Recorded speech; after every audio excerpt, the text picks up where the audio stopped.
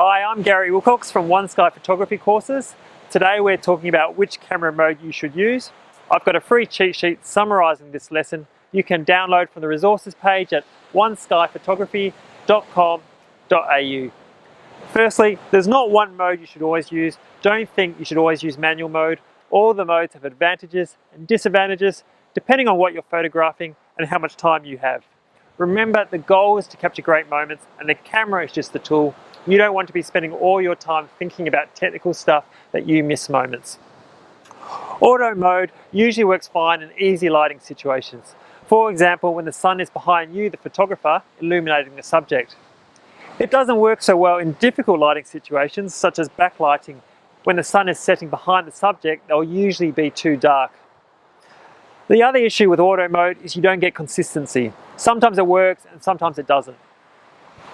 So the next step up is the scene modes.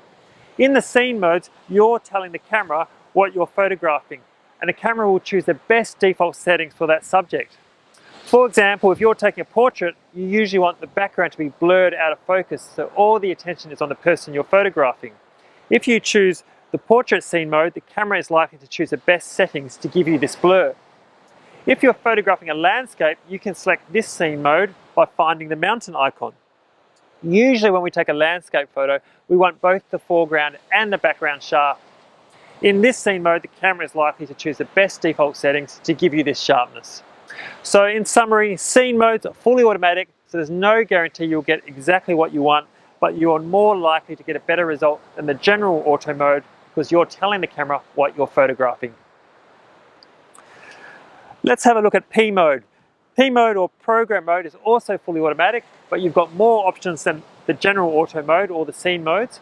One of the great things you can control in P mode is the exposure compensation to make your next photo brighter or darker. This is designated by a plus or minus button. On some Canon cameras, you need to press the Q button first. By pressing the plus or minus button and rotating the dial, you can add or take light from your next image. In P mode, you can also control the flash and choose your focus mode and focus points. The next mode is A or AV mode, and that stands for aperture priority. In this mode, you change the aperture or F number and the shutter speed is automatic. The aperture is a hole in the lens that can get bigger or smaller, and this controls how much light gets through to the camera. Just like your eye is an aperture and can get bigger or smaller depending on how bright it is. The aperture also controls how blurry or sharp your background and foreground is. So it's a great mode a lot of professional photographers will use as their go-to mode when photographing stationary subjects. If I choose a small F number, I get a small area sharp and a blurry background. As I increase the F number, the background gets increasingly sharp.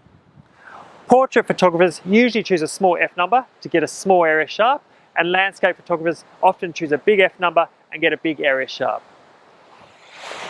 S or TV mode stands for shutter priority, and this is a great mode for photographing moving subjects. You control the shutter speed and the aperture is automatic.